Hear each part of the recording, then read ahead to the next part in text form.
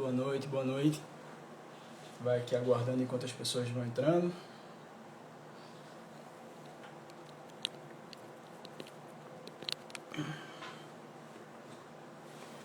Oi, Aldenoro, boa noite. A imagem, o áudio estão bons?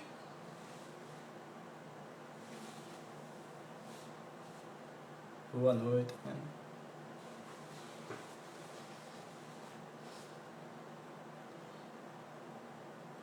Vocês me escutam bem? Obrigado, Aldenoro.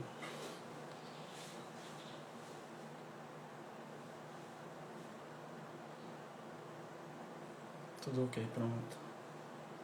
A gente começa, a gente aguarda mais um pouco. Como é que vocês...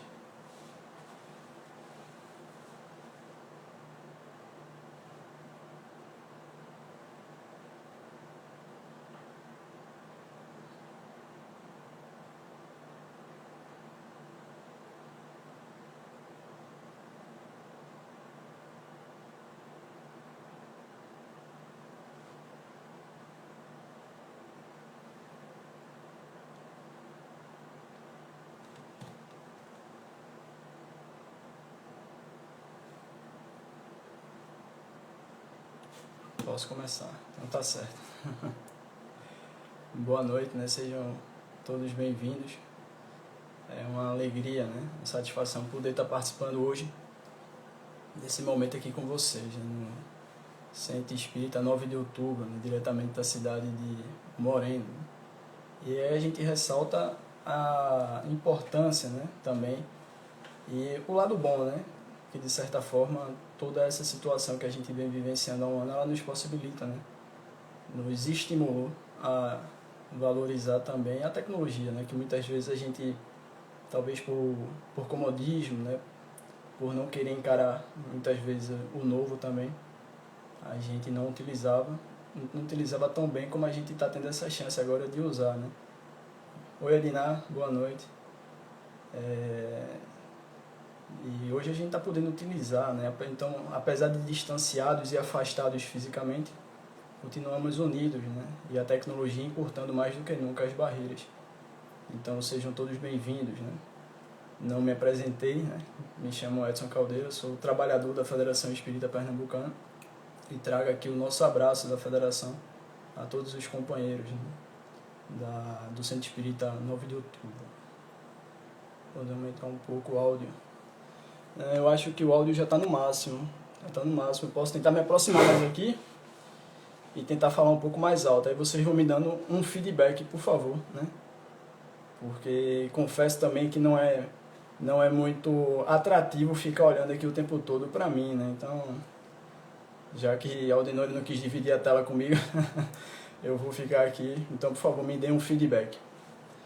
Então, eu vou começar fazendo a prece, né? Nossas atividades a gente começa fazendo uma prece. O pessoal vai chegando para a gente se harmonizar um pouco mais, né? Certo. Amado Mestre Jesus, agradecido, Senhor, estamos pela oportunidade de mais uma vez nos encontrarmos unidos e reunidos em Teu nome, Senhor.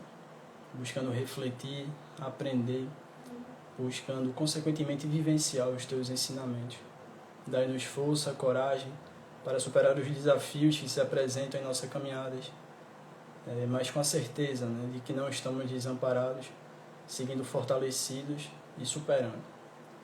Então, que os meus amigos espirituais possam estar conosco nesta noite, nos intuindo, nos amparando, a fim de que possamos, da melhor maneira possível, né, conversar, trocar ideias acerca da fé.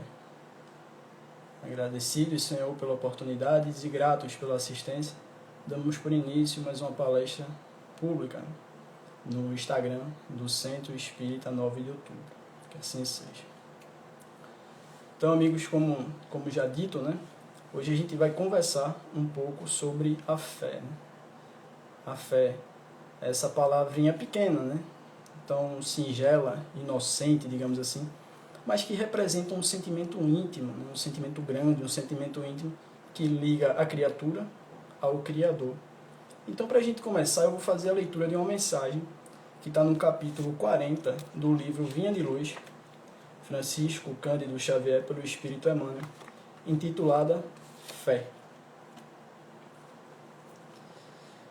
Mas os cuidados deste mundo, os enganos das riquezas e as ambições de outras coisas, entrando, sufocam a palavra que fica infrutífera. Jesus, está em Marcos, capítulo 4, versículo 19. A árvore da fé viva não cresce no coração miraculosamente. A árvore da fé viva não cresce no coração miraculosamente. Qual acontece na vida comum, o Criador dá tudo, mas não prescinde do esforço da criatura. Qual acontece na vida comum, o Criador dá tudo, mas não prescinde do esforço da criatura. Qualquer planta útil reclama especial atenção no desenvolvimento. Indispensável cogitar-se do trabalho de proteção, auxílio e defesa. Estacadas, adubos, vigilância. Todos os fatores de preservação devem ser postos em movimento, a fim de que o vegetal precioso atinja os fins a que se destina. A conquista da crença edificante não é serviço de menor esforço. A conquista da crença edificante não é serviço de menor esforço.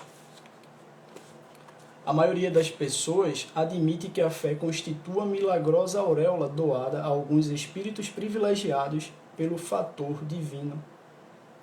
E isso, contudo, é um equívoco de lamentáveis consequências. A sublime virtude é a construção do mundo interior, em cujo desdobramento cada aprendiz funciona como orientador, engenheiro e operário de si mesmo. A sublime virtude é a construção do mundo interior, em cujo desdobramento cada aprendiz funciona como orientador, engenheiro e operário de si mesmo. Não se faz possível a realização quando excessivas ansiedades terrestres, de parceria com enganos e ambições inferiores, torturam o campo íntimo, à maneira de vermes e malfeitores atacando a obra. A lição do Evangelho é sempre viva. O coração humano é receptível, tanto quanto a terra. É imprescindível tratar a planta divina com desvelada ternura e instinto enérgico de defesa. Há muitos perigos sutis contra ela, quais sejam os tóxicos dos maus livros, as opiniões ociosas, as discussões excitantes, o hábito de analisar os outros antes do autoexame. Ninguém pode, pois, em sã consciência, transferir, de modo integral, a vibração da fé ao espírito alheio, porque realmente isto é tarefa que compete a cada um. Repetindo, ninguém pode, pois, em sã consciência, transferir de modo integral a vibração da fé ao espírito alheio, porque realmente isso é tarefa que compete a cada um. Então, essa lição, ela de certa forma resume, né, tudo aquilo que a gente vai tentar na noite de hoje trazer, conversar um pouco com vocês. Né? E muito interessante quando ele começa: a árvore da fé viva não cresce no coração miraculosamente. Mostrando que a própria fé é uma construção. Né? Ela é gradativa, progressiva, em conformidade com os atos que nós, né, com o esforço íntimo, o esforço de cada um que a gente busca fazer. Né? Então, na noite de hoje, eu tentei trazer alguns trechos, alguns pontos da nossa história enquanto humanidade, onde a fé foi apresentada, foi trazida como exemplo, né? A fim de tentar subsidiar, tornar mais lúcida a nossa conversa. Né? Então, começo lembrando que o primeiro e grande efeito da fé é a transformação de nós mesmos. E como Emmanuel nos diz ali na lição, né, informação essa que também a gente encontra ao longo da codificação, que encarnamos e reencarnamos com o objetivo de atingirmos a perfeição. E nesse processo de idas e vindas, buscamos nos depurar, nos transformar, fortalecendo nossas virtudes e tentando amenizar as nossas ainda vicissitudes. Né? Consequentemente, nossa visão, nossa compreensão, nossa percepção de mundo, elas vão se alterando à medida que a gente vai progredindo, vai avançando. Então é uma caminhada contínua, gradativa, progressiva, desafiadora, mas acima de tudo de muito amor. nessa caminhada rumo ao Pai Celestial, né? Então, como Emmanuel nos diz na lição, a fé é uma construção, é uma conquista íntima de cada um, uma conquista íntima individual de cada um de nós, né? Espíritos imortais que somos. Quando ele nos lembra, né? A árvore da fé viva não cresce no coração miraculosamente. Quando acontece na vida comum, o Criador dá tudo, mas não prescinde do esforço da criatura. Então, amigos, a fé é essa certeza na providência divina. É o eu sei. Eu apenas não mais creio, mas eu sei. Eu sei da existência da vida futura. No nosso idioma, muitas vezes, é comum, até no nosso dia a dia, que a gente traga a fé com esse sentido da crença, né? Da confiança. E, de certa forma, tá certo, né? Não há equívoco nisso. E se a gente voltar aos textos antigos, em especial ao Antigo Testamento, a gente também vai encontrar a fé nesse sentido da crença, da confiança. Mas não apenas nesse sentido, mais que isso, né? Ele traz a fé também como esse agir, o agir. Eu creio, mas acima de tudo eu busco agir em conformidade com aquilo que eu creio, que eu confio. Então lembramos de Tiago, do apóstolo Tiago, Tiago Menor, quando ele nos diz: a fé sem obras é morta.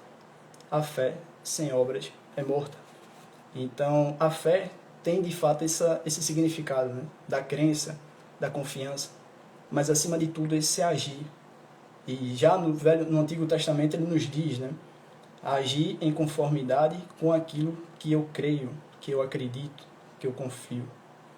Então seria esse significado da fé mais completo, digamos assim, né? Como Tiago Menor nos lembra, né?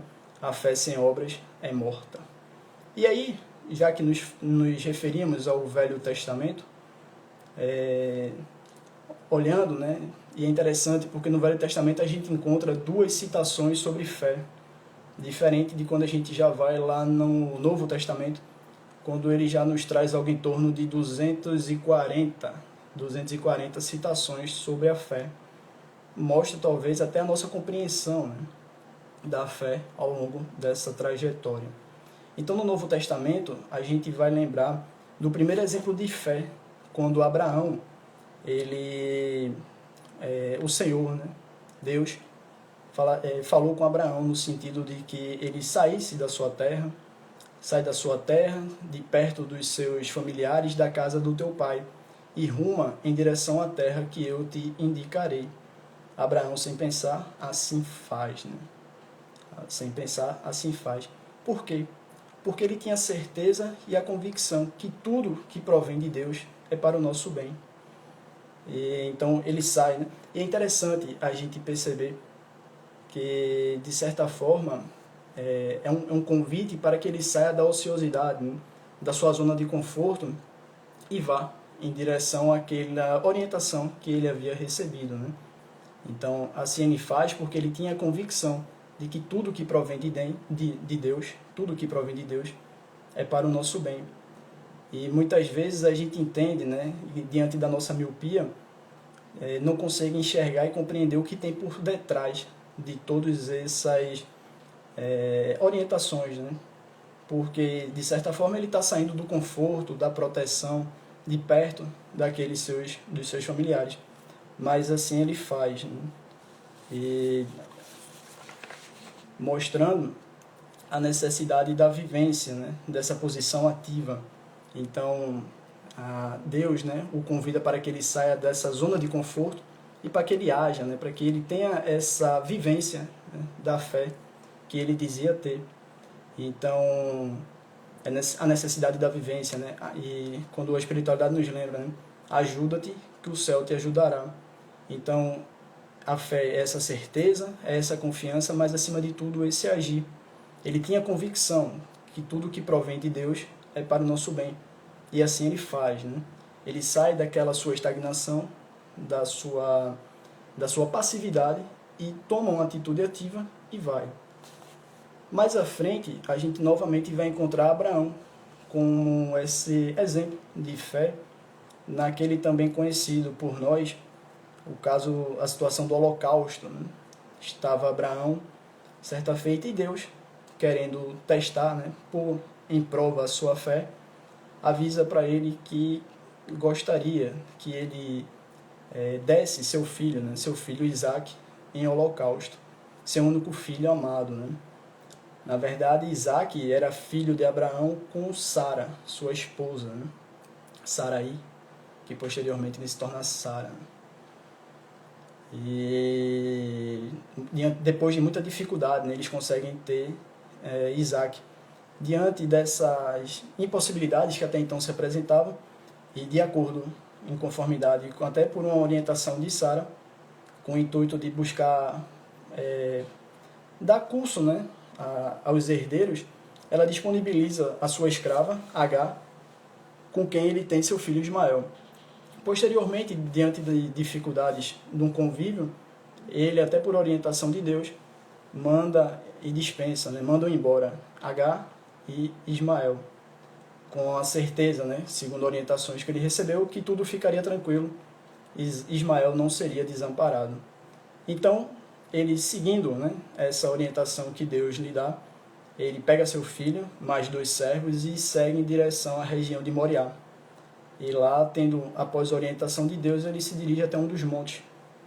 Chegado lá nesse monte, ele prepara um altar e põe Ismael, ou Isaac, né, seu filho amado, como esse ato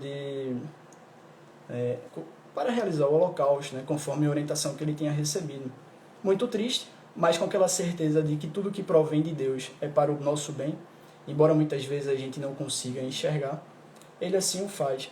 Então, quando ele estende a mão, né, sobre Isaac, a fim de praticar e concretizar o ato que ali havia sido solicitado, um anjo teria aparecido para ele e diz que ele abaixasse a mão, né, que não precisaria concretizar aquele ato, porque ali já estava provado todo o respeito, né, o amor, a dedicação e a fé que ele tinha para com Deus.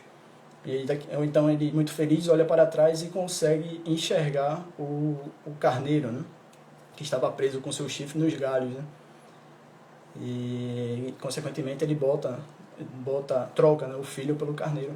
E é interessante que quando eles estão nessa caminhada, o filho percebe a existência das madeiras, né, dos gravetos, da corda, e pergunta ao pai, né, mas onde está o carneiro que vai servir para o holocausto, né? Aí ele afirma, Deus proverá, né? Deus proverá.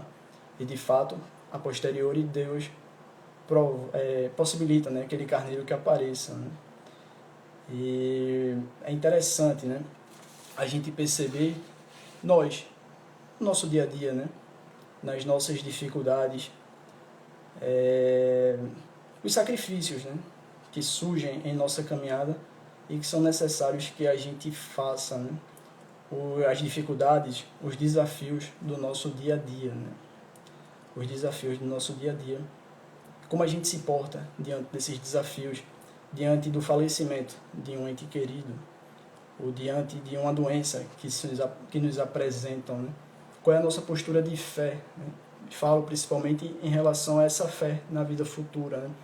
Obviamente que ninguém aqui vai ser indiferente a um falecimento, a uma dor, mas muitas vezes, embora dizemos ter essa fé, quando nos deparamos com determinadas situações, questionamos a Deus, o porquê disso está acontecendo comigo, que Deus é esse, que justiça é essa, né? E aí eu perguntaria, que fé é essa que a gente afirma ter, né, diante desses sacrifícios, desses desafios, dessas dificuldades que surgem em nossa caminhada, né? Então, como eu falava, né, Abraão, apesar de amar muito seu filho e ficar triste com aquele pedido que lhe fora feito, né, ele tinha certeza de agir em conformidade com o que acreditava, com a fé que afirmava ter.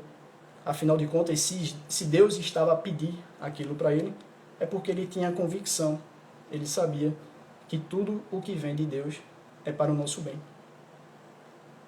Então, essa é a primeira reflexão, né, que eu traria na noite de hoje. Nesse momento específico que a gente vive hoje de pandemia, né, momentos como esses, né, desafiadores, são momentos extremamente oportunos para que mais do que nunca a gente possa reavivar a nossa fé, para que a gente possa, diante da convicção desse saber, né? Dessa confiança que a gente possui, buscar exercitar, né? Agir, pôr em prática. É verdade que não precisaríamos necessariamente passar por muitas dessas situações que a gente ainda passa nos dias de hoje. Mas diante da condição espiritual, né, e das escolhas que a gente faz ao longo da caminhada, se apresentam ainda como necessárias, né, a fim de, como falávamos, né, de possibilitar que nós reavivamos, né, de nós revalorizemos ou ressignifiquemos alguma das situações que muitas vezes a gente deixa passar despercebido. Né? Então, uma doença, né, a perda, o falecimento, e situações extras, né, enquanto coletividade que a gente passa, né, atualmente. Né? Até uma oportunidade de nós sairmos, né, mesmo de nossa letargia, de nossa estagnação e buscarmos ter essa ação ativa, né? Essa ação, né? Esse movimento, né? De ir e buscar também fazer a diferença enquanto agentes transformadores do bem que cada um de nós somos. Né? Então fica aqui para essa primeira nossa reflexão. Andando mais um pouco, né, na nossa história, enquanto humanidade terrestre, a gente chega lá no Novo Testamento.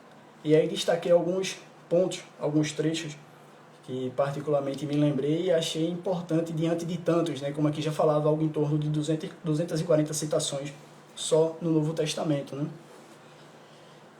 E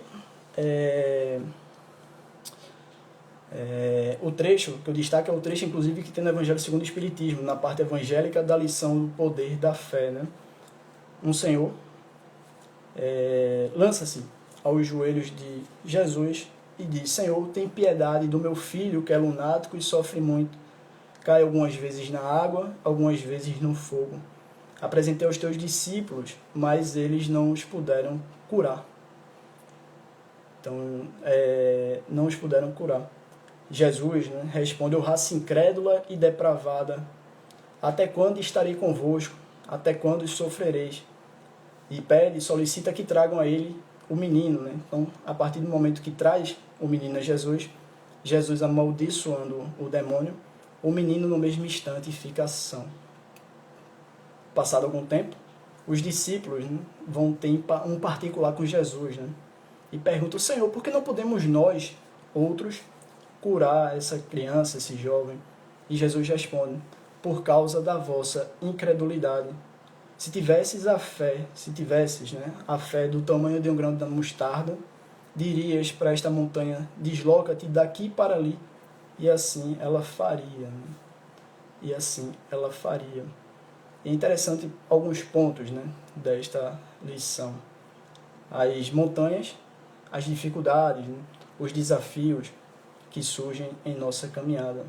Se tivéssemos a fé do tamanho de um grão de mostarda, e o grão de mostarda é algo bem pequeno, né, bem ínfimo.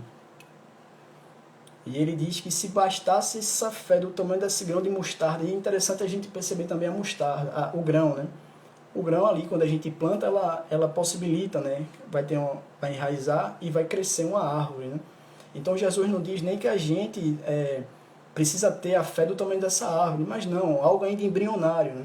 Se tivéssemos algo embrionário, algo pequenino, né, como o grão da mostarda, certamente a nossa fé já seria suficiente para que nós fizéssemos uma postura mais ativa, né, tudo bem? Nas dificuldades que surgem em nossa caminhada. Deixa eu só ver aqui que deu uma... Vocês estão me vendo, né? Tá tudo direitinho, né? Certo, então continuando.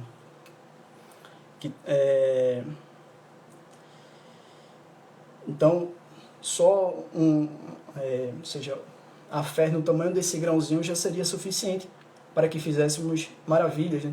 Afinal de contas, como Jesus nos lembra, né? Vós sois deuses, fazeis o que faço e podeis fazer muito mais. Então, todos nós, como filhos do Criador, como irmãos de Jesus, temos sim possibilidades, né, de fazermos todas essas maravilhas que ele fez. Lógico que Jesus percorreu toda uma trajetória, né? Como falávamos, né? Não há privilegiados, né? Todos têm o seu mesmo ponto de partida e por esforço próprio, pelas escolhas que fazemos, pelas estradas que traçamos no bem, né? Isso sim fará a diferença, né, para cada um ao longo da sua trajetória. Jesus, de certa forma, teve uma trajetória mais retilínea, né, mas por mérito próprio. E é interessante a gente perceber que os discípulos é que indagaram Jesus, né, o porquê da gente, o porquê de nós não podermos ter feito o que fizeste, né? E aí, como falávamos, né, não há privilegiados, né? Cada um de nós a fé não é posta, né? Como falar, a fé é uma construção, não é dada a privilegiados. E nem mesmo os discípulos tiveram essa, ou seja, foi necessário que tivessem que passar por essas situações a fim de reafirmar sua fé, a fim de elevar, né? De construir uma fé mais robusta, né? Mais verdadeira. E isso é interessante porque é como falávamos, né? Até mesmo os discípulos tiveram que passar por determinadas situações a fim de revalorar sua fé, a fim de fortalecer sua fé, reafirmando aquilo que falávamos anteriormente. Não há privilegiados na criação, né? É necessário o esforço íntimo, né? O trabalho individual de cada um, a fim de construir em si, né, essa árvore, né, do Evangelho, a fim de construir em si esse sentimento de amor que Jesus vem nos trazer. E quando ele falava, é necessário apenas esse grão da mostarda, né? Um grão de mostarda, bem pequeno, vocês podem pesquisar depois aí ver, é algo bem pequeno de fato. Seguindo mais adiante, em um outro momento que lembrávamos, é a passagem da cura do cego.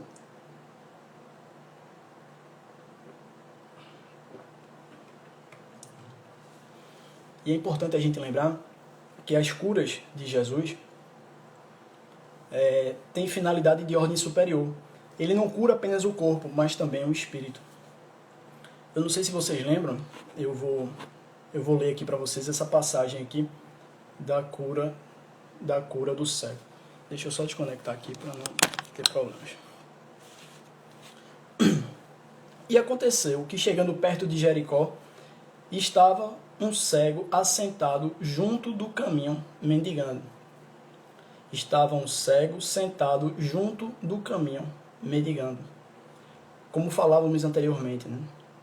A fé, ela precisa... O que é isso?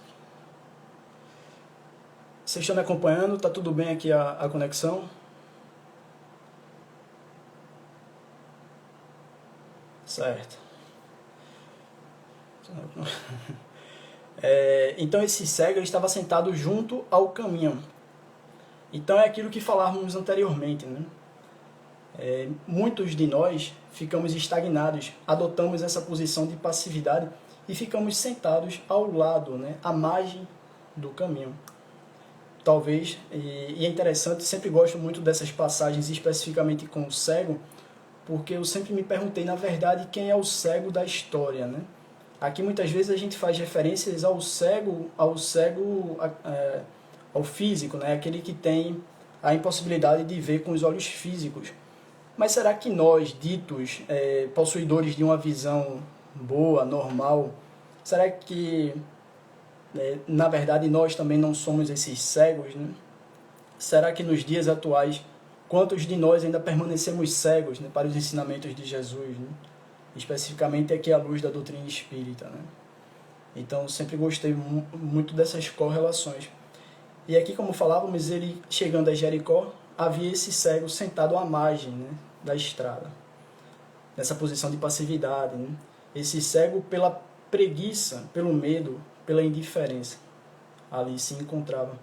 Quantos de nós ainda não nos encontramos ali, né? Sentados passivamente, esperando que o tempo passe, sentados na nossa zona de conforto, talvez esperando que alguém por nós faça, né? E esse cego se encontrava nessa posição, a representação, né? Sentado à margem, então numa situação passiva, vendo a vida passar na estrada, e ele ao lado, seguindo a história. E ouvindo passar a multidão, perguntou o que era aquilo, e disseram-lhe: Jesus, o Nazareno, passava. Nesse momento que Jesus passava, ele despertou na vida, né? E é interessante a gente perceber, né? Nós, na nossa vida, né? Quando Jesus, né, passa pela nossa vida, qual é a ação, qual é a atitude que a gente tem. Jesus passar na nossa vida faz a diferença, né? Ele estimula a essa renovação espiritual. A passagem do Cristo nas nossas vidas, né? Essa diferença, né? E como falávamos, né? Ele pergunta o que está acontecendo e dizem, Jesus está passando.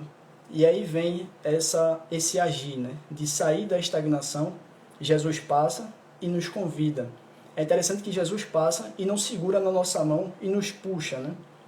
Ele passa, a multidão avisa aquele cego que era Jesus que estava passando e o livre-arbítrio de cada um. Eu vou permanecer aqui estagnado, parado, vendo a vida passar, tendo Jesus passando aqui ao meu lado, aqui à minha frente. E qual vai ser minha atitude? Permanecerei à margem da estrada? Ou buscarei fazer essa diferença, né?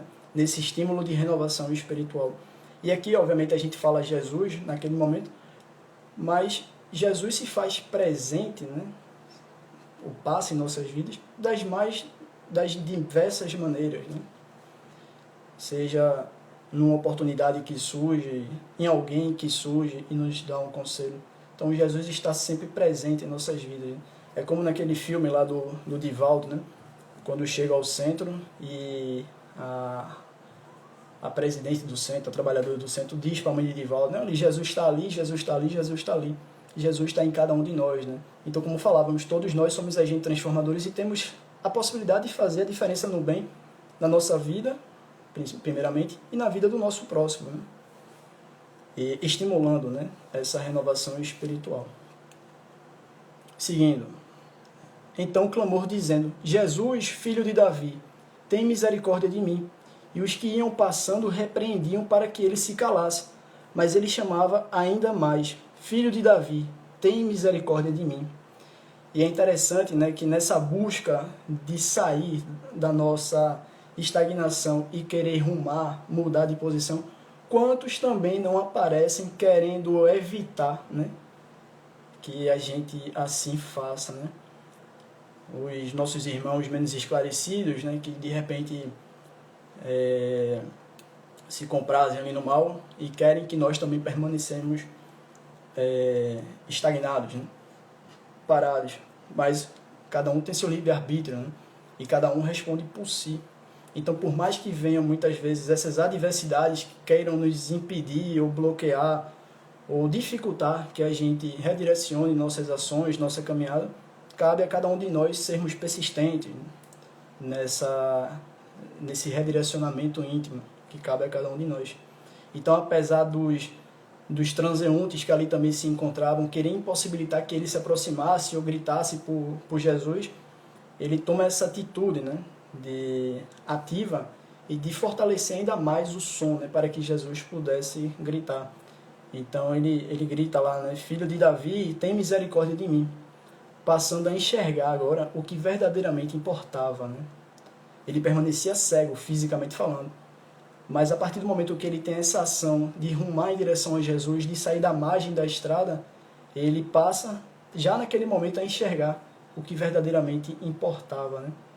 Então, é importante a gente lembrar também que esse processo de cura, ele só ocorre verdadeiramente quando o próprio doente tem essa condição, né? Essa consciência de que está doente e que quer e precisa mudar, né? Então, novamente, né? É necessário que nós, enquanto enfermos espirituais, a gente se perceba quanto enfermo e rume, né? Busque essa transformação, passando a enxergar o que verdadeiramente importa na nossa vida, na nossa trajetória enquanto espíritos imortais que somos. Obviamente que é uma construção, é uma caminhada progressiva, gradativa e contínua, né? Mas é preciso que aconteça, né? Afinal de contas, como já lembrávamos no início, né? O objetivo é que atinjamos a perfeição. Para isso, a gente precisa dar pelo menos o primeiro passo, né? Sair dessa estagnação, dessa letargia espiritual, sair dessa posição passiva, né? E ter essa ação, né? De querer mudar, de ter essa vontade, né? A força mais poderosa que existe no universo, segundo Leon Denis, né? A vontade, o querer. E assim seguir adiante. E seguindo a história, né? Então Jesus, parando, mandou que lhe trouxessem. E chegando a ele, perguntou-lhe dizendo, o que queres que te faça? E ele disse, Senhor, que eu veja. E Jesus lhe disse: vê, a tua fé te salvou. E logo viu e seguiu, glorificando a Deus. E todo o povo, vendo isso, também dava louvores a Deus. Então, ele passa a enxergar, mas como Jesus afirmava, né? A tua fé te salvou, a tua fé te curou. E é interessante que, daquele momento em diante, ele passa a ver agora fisicamente, embora ele já enxergasse anteriormente o que verdadeiramente importava na nossa caminhada. E ele segue agora. Ele sai daquela posição ali, à margem da estrada, e agora, estando na estrada, ele segue com Jesus. Né? Então, as modificações, né? As possibilidades que cada um de nós tem, né? Ou seja, os caminhos, as escolhas, as posições que cada um de nós iremos adotar vai caber a cada um de nós individualmente. Ele poderia ter ficado lá parado, mas a partir do momento que Jesus passa, né, na vida dele, ele adota essa posição ativa, ele sai da sua estagnação e agora ele passa a seguir na estrada com o próprio Jesus, né, ao lado, né, caminhando, buscando agora ter essa posição ativa de fato e até de forma de contribuir, né, de contribuir, depois de tanto tempo parado, vendo a vida passar, ele vai, né, agora fazer o seu caminho. Né? Estão me acompanhando? Você já passa a seguir na estrada, né? Nesse redirecionamento íntimo, né? O redirecionamento íntimo, né? Que Jesus nos lembra e que a doutrina espírita nos concita, né? Nos convida para esse autoconhecimento, nessa transformação íntima. Jesus quis saber dele, exatamente, Ana Fátima. E essa posição, né?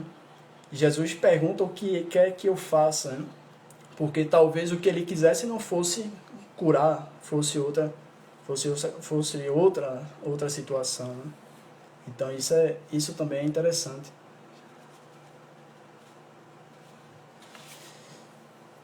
Todos bem, todos acompanhando, né? Posso seguir, né? Como estamos ali de hora, ok. Um outro ponto é aquela famosa situação da mulher hemorroíça, né? A mulher que sofria do fluxo de sangue. Um exemplo no Novo Testamento de fé natural. Como a gente falava anteriormente, a fé é uma construção. A fé é uma construção. Ela não vem posta em nós. O que existe é que cada um de nós tem essa potência, né? Essa potencialidade dentro de nós mesmos, para que através do nosso esforço, do nosso trabalho, a gente consiga eclodi-la, construí-la, alavancá-la. Né? É essa centelha divina que trazemos dentro de cada um de nós. Como falávamos, somos filhos de Deus e criados à sua semelhança, né? Então possuímos essa potencialidade da fé. Se ela vai ser construída, desenvolvida, cabe a cada um de nós. Ela não vem posta. Essa é a fé natural. E a mulher hemorroíça, eu não sei se vocês lembram, é a mulher que sofria de fluxo de sangue.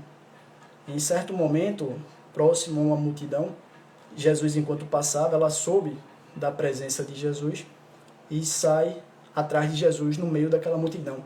Reparem que, novamente, há uma multidão entre um personagem e Jesus, né? Ou seja, as dificuldades. Né? As dificuldades, os empecilhos, aqueles irmãozinhos que muitas vezes querem nos impedir de nos aproximarmos do bem ou de mudarmos a nossa sintonia, a nossa conexão. Mas ela segue e consegue se aproximar de Jesus. E ela tinha em mente que a única coisa que ela precisaria seria tocar nas vestes de Jesus. Ela afirmava: se eu tocar apenas nas orlas da veste, eu sei que eu ficarei curada. E assim ela vai. Quando se aproxima de Jesus, ela consegue exatamente tocar na orla da veste de Jesus, na ponta, já no final das vestes de Jesus. E assim fazendo, ela é curada. E é interessante que naquele exato momento, ao tocar, Jesus pergunta, né, no meio daquela multidão: quem me tocou? Quem me tocou? Os discípulos se assustam. Como assim, mestre? Porque, como perguntas quem me tocou, estamos aqui no meio de uma multidão, muita gente, impensado, como saber quem me tocou? Ele: não, alguém me tocou porque eu senti que uma virtude, um poder saiu de mim. Tamanha a fé dessa mulher, né? Que tinha a convicção que se tocasse apenas nas vestes de Jesus, seria capaz de ser curada pelo Mestre. E diante dessa situação, Jesus indaga: quem me tocou, quem me tocou? Ela, tremendo temendo e tremendo, né? Eu não me lembro bem agora como é que está lá, mas assustada, né? Ela diz, fui eu, Senhor, fui eu que te toquei. Aí Jesus afirma, a tua fé te curou, né? Vai, segue adiante, né? Com um simples toque, né? Ou seja, naquele momento a força é o fluido, né? O fluido magnético que emanou de Jesus, né? Ou seja, tamanha era a fé daquela mulher que tinha a certeza, a convicção que só em tocar nas vestes de Jesus seria capaz de ser curada. Essa fé natural. No próprio Novo Testamento também, um outro ponto que a gente pode ver a representação da fé, e nesse caso a fé raciocinada, eu lembro aqui o servo do centurião. O servo do centurião. O centurião, um romano, um soldado, né, das legiões romanas, tinha um dos seus servos, alguém que ele tinha grande apreço, e esse servo adoece. Se desespera, mas ele tinha a convicção de que Jesus, um romano, né, um centurião, tinha a convicção de que Jesus poderia sim salvar o cego. E tanta convicção que ele vai atrás de Jesus, vai em busca de Jesus para que Jesus pudesse realizar esse ato de cura do seu servo. Vai, segue atrás de Jesus e encontra Jesus. Jesus se encontrava sentado próximo a uma árvore, lá conversando. E ele vai até Jesus e diz, Senhor, eu tenho um servo e preciso que o Senhor o cure. Então Jesus se põe à disposição, sempre pronto a servir. Diz, são palavras minhas, gente. Vamos até o encontro do seu servo. O centurião se assusta, né? Senhor, eu não sou digno de recebê-lo em tua casa. Mas veja, eu, enquanto centurião, tenho vários homens, soldados, servos à minha disposição. E se eu digo para um, vai e faz aquilo, ele vai lá e faz. Se eu digo, vai e pega aquilo, ele vai lá e pega. Vai até ali e faz tal ato. Ele vai até ali e faz aquele ato. Que dirá o Senhor? Basta que ordenes, e sei que meu servo ficará curado. Basta que ordenes. Ou seja, da onde se encontra, né? Apesar dessa distância física, né? Que a gente sabe que para Jesus não existe, não existia, apenas ordenes que eu tenho certeza, eu tenho fé, eu sei que ele ficará curado. E Jesus afirma, né? Nem em Israel encontrei fé tão grande. Um romano, né? Um romano tem esse destaque, segundo Jesus, né? Que nem em Israel ele viu tamanha fé tão grande, né? E aqui a gente pode ver, né, a própria representatividade de um romano, né? É quem demonstra tanta fé, né? Ou seja, até demonstra para nós, né, que independente da religião, da religiosidade, todos nós temos sim essa centelha da fé, né? Todos nós podemos e devemos buscar desenvolvê-la, independente da religião que a gente busque seguir, né? Que com certeza toda ela será boa se direcionar o homem no caminho do bem, do seu melhoramento íntimo, da sua transformação moral. Ela estará assim cumprindo sua missão. E Jesus afirma, né, nunca vi fé tão grande nem em Israel. Ou seja, a fé, né? E é interessante que nesse caso a fé do centurião é quem salva um outro, né? Quando muitas vezes a gente se põe em determinadas, ou a gente se encontra em determinadas situações, né? Um ente querido que está doente, que está passando por determinada dificuldade, podemos sim nós, né? Por meio de uma prece, por meio de uma boa vibração, direcionarmos esses bons pensamentos, essa direção e contribuirmos para que aquele próximo ele também possa ser curado, né? ou receber essas vibrações que amenizarão, ou curarão, ou contribuirão para que ele possa, mais fortalecido, enfrentar aquelas situações que se depara naquele momento, né? Seguindo um pouco mais adiante, né, aqui nesse contato mais direto com Jesus, nesse momento da nossa história enquanto humanidade, lembro dos primeiros cristãos. E o que chama muita atenção ali nos primeiros cristãos não é seu dogmatismo, mas o exemplo e a postura dessas pessoas, ou que essas pessoas eram capazes de... a forma, né? Como essas pessoas eram capazes de encarar as situações desafiadoras, né, que se encontravam, sem perder a sua fé. E aí eu recomendo até a leitura para vocês aí do Boa Nova, de Paulo Estevão, os romances de Emmanuel, especificamente, retratam muito bem, né, todas as situações, né, os desafios que esses primeiros cristãos passaram naquele primeiro momento e que nunca perderam, né, a demonstração de fé, né? Então, o que chamou a atenção do cristianismo nascente naquele momento específico não era especificamente o dogmatismo que de repente poderia existir, mas era justamente esse exemplo e a postura que essas pessoas adotavam diante de situações extremamente desafiadoras, mas sempre as encarando sem perder sua fé. E isso chamou muita atenção de Paulo de Tarso. Paulo de Tarso se indagava muito, né? Como que era possível, né? E ele, extremamente racional, extremamente seguidor das leis mosaicas, né, não conseguia entender o que levava aqueles cristãos a seguir, né, a enfrentar todos os desafios, mas se manterem fiéis a Jesus. Né? A fé, né? A fé que ele ainda não conseguia compreender, assimilar, ou de repente até já assimilava e compreendia, mas talvez não queria aceitar, né, dar o braço a torcer, digamos assim. Lembro de Joana de Cusa, né? Está lá em Boa Nova. Joana de Cusa, no momento derradeiro, que está ali para ser queimada junto com seu filho. Seu filho, inclusive, pede para que ela abjurasse, né, da situação, para que todos pudessem ser salvos. Né? E ela assim não faz, deve ficar quieta aí, menino. E é interessante o diálogo que ela tem com o soldado. Quando o soldado pergunta: é isso que teu Cristo te ensinou? E ela diz, não apenas isso, né, mas também a te amar. Não apenas isso, mas também a te amar. Ela tinha certeza, a convicção que estava sendo amparada também naquele momento ali. Então, se mantém firme, né, no momento derradeiro, queimada viva, não abjurou, como o filho inocentemente solicitava, mas ela se manteve firme, convicta, diante da fé que ela já possuía em Jesus. A gente lembra também dos... Acho extremamente emocionante essas passagens do cristianismo nascente.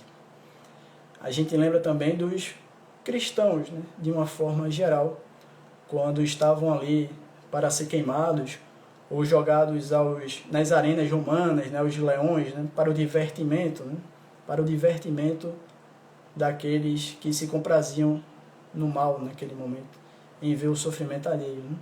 E o que é que os cristãos faziam nessas situações? Cantavam.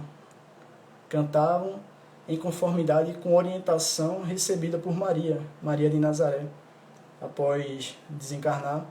Em passagem, antes de seguir adiante, ela vai até uma determinada localidade onde se encontravam alguns cristãos que estavam ali presos, né?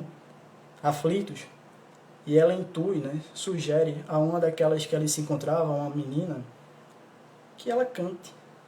Cante, minha filha, cante. E assim ela fez, cantou. E foi algo que se tornou comum nos cristãos naqueles momentos derradeiros, prestes a serem jogados às arenas, prestes a serem queimados. Mas o que é que se fazia? Cantavam. Cantavam como essa demonstração da fé, porque sabiam que não estavam desamparados, que não estavam desassistidos. E demonstram para nós que a fé, ela é algo que é silencioso, que é calmo. A gente não precisa gritar, não precisa exteriorizar para o mundo ver o tamanho da nossa fé. Não, a fé é calma, é silenciosa. E eles cantavam. Cantavam como uma forma de convicção, porque sabiam. Eles sabiam. Eles tinham essa confiança, essa crença, sabiam que não estavam desamparados, não estavam desassistidos. Então são exemplos, como falávamos, né, da nossa história enquanto humanidade terrestre. Certamente muitos de nós estávamos lá vivenciando isso. Né?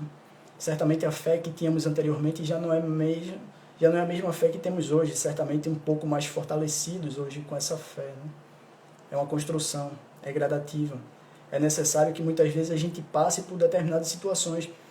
E é interessante porque, e é bom ressaltar isso, porque ter fé não significa que a gente não vá passar por situações dolorosas, desafiadoras, de dificuldade.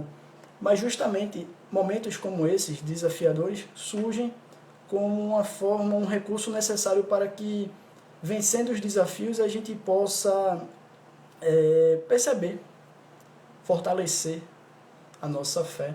Porque é muito fácil, digamos assim, dizer que tem fé, mas não passar por determinadas situações desafiadoras. Nós estamos aqui encarnados nessa escola da vida a fim de aprendermos, a fim de fortalecermos, desenvolvermos aquelas virtudes que já possuímos, como falávamos no início, e extirpar, né? Diminuir, excluir as vicissitudes naturais que ainda nós estamos buscando deixar para trás, né? Então, ter fé não significa essa isenção da dor, do sofrimento, né? Mas é essa convicção de que são momentos necessários ainda e que podemos até sim demonstrar, né, o tamanho de nossa fé. Então, essa fé ela tem que ser ativa, mas como nos lembra a doutrina espírita, ela também precisa ser racional. Para crer não basta ver, é preciso, sobretudo, compreender. É preciso, sobretudo, compreender. A fé cega já não nos cabe mais. Como a doutrina espírita, Allan Kardec, codificador, nos lembra, é preciso que ela passe também pelo crivo da razão.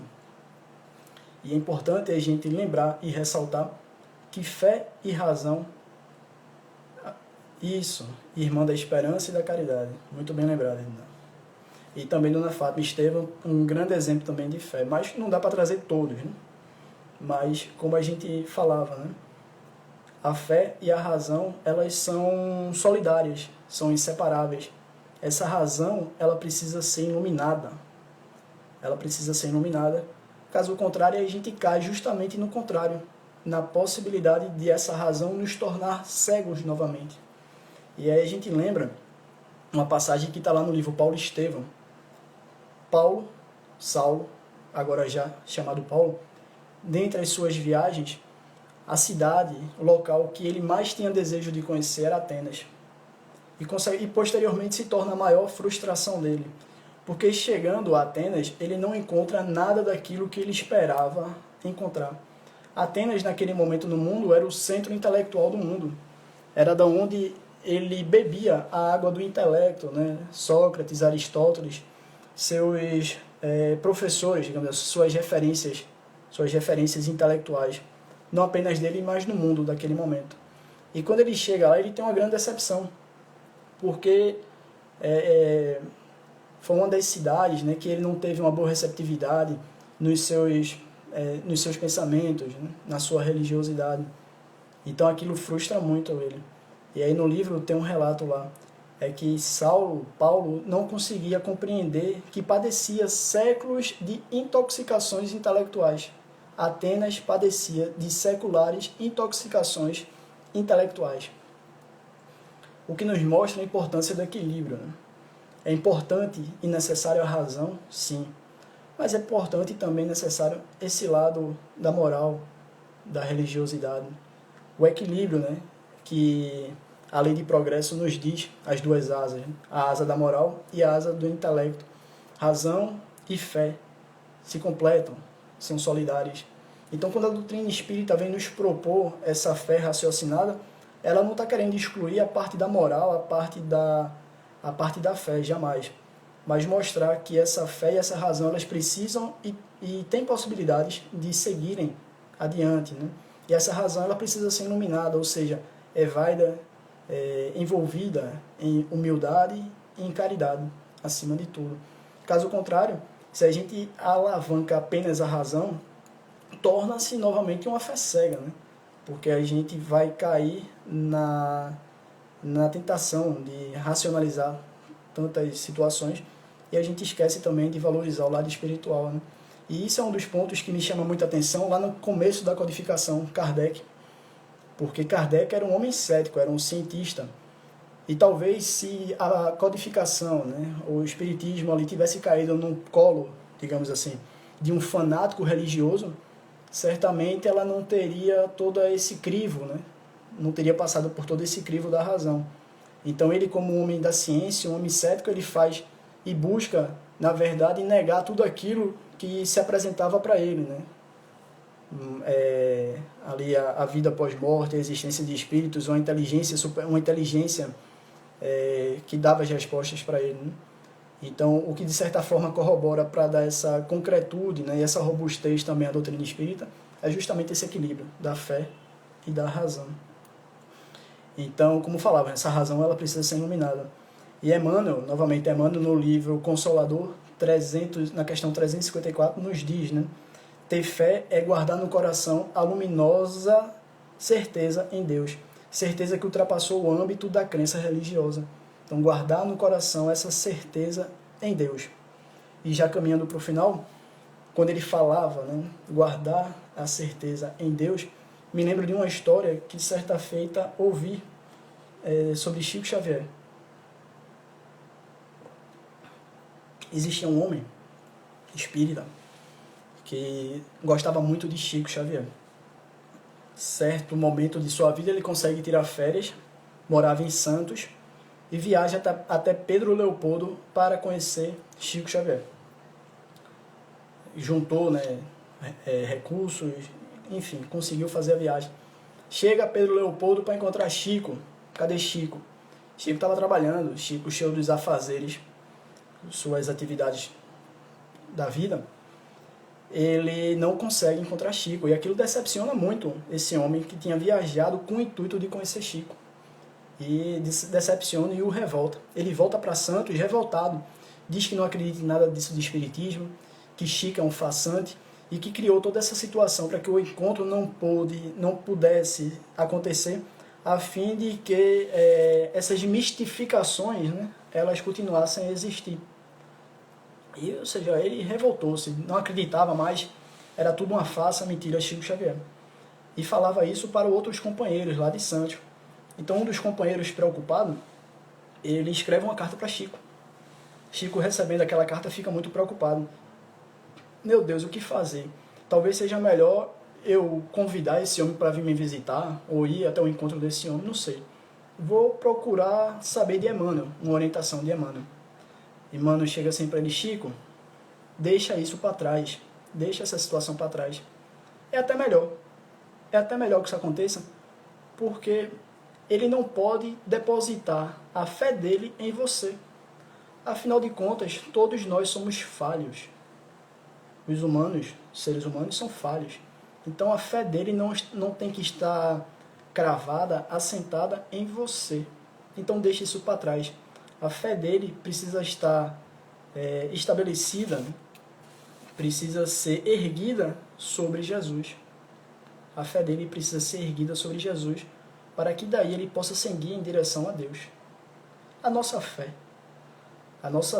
precisa estar erguida em Jesus, buscando rumar na direção desse Pai Celestial. A gente muitas vezes estabelece ídolos, pessoas que admiramos, e é natural, mas a gente precisa ter esse crivo da razão, né? E entender que cada um de vocês que escutam, somos falhos, né? Estamos sujeitos a equívocos. Então, muitas vezes a gente tem determinadas posturas para determinados trabalhadores de uma instituição, e esse trabalhador vem a se equivocar, a falhar. Então, a gente não pode querer resumir, né, toda a doutrina, né, todos os ensinamentos de Jesus nas pessoas, porque as pessoas, por mais que se apresentem como pessoas boas, trabalhadoras, estudiosas, pessoas exemplares, elas são falhas também. Somos falhos, somos espíritos imperfeitos ainda. Então, a nossa fé, precisamos erguê-las em Jesus, a fim de rumarmos para Deus. Lembrando a questão 625 do Livro dos Espíritos, Jesus é nosso modelo e guia. Assim, amigos, é preciso que haja essa entrega, mas uma entrega consciente, não essa entrega cega.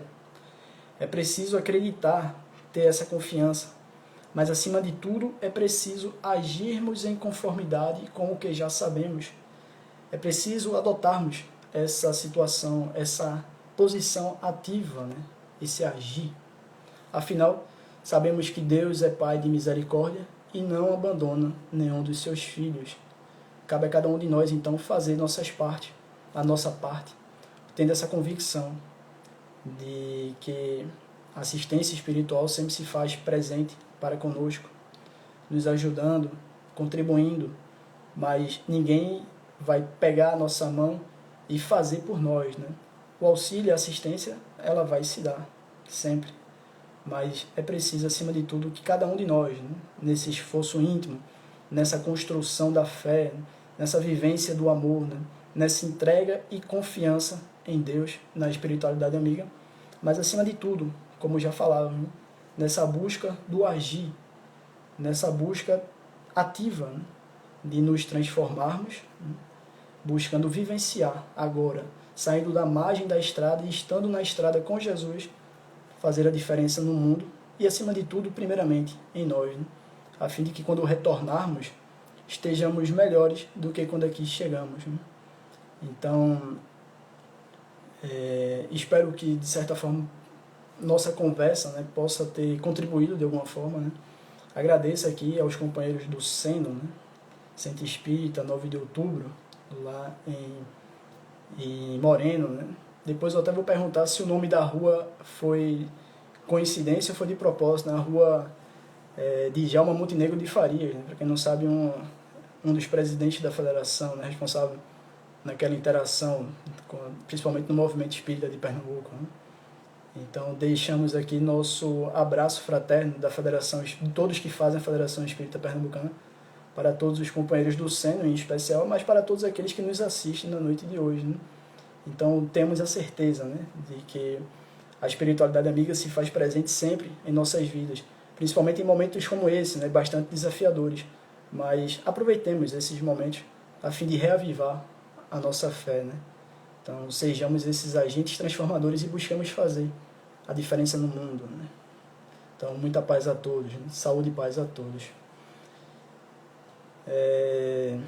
De propósito, né, Dinho? Ah, legal. Que bom, mais uma bela homenagem, de certa forma.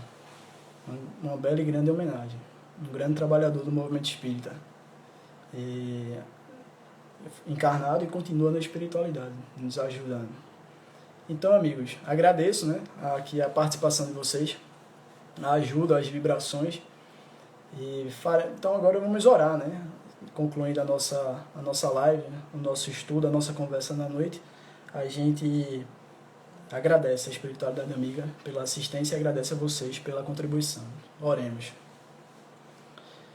Jesus de Nazaré, caminho, verdade e vida para Deus. Aqui, Senhor, nos encontramos, unidos e reunidos em Teu nome, cada um nos seus respectivos lares, distanciados ainda fisicamente, mas unidos, né, nas Tuas vibrações amorosas.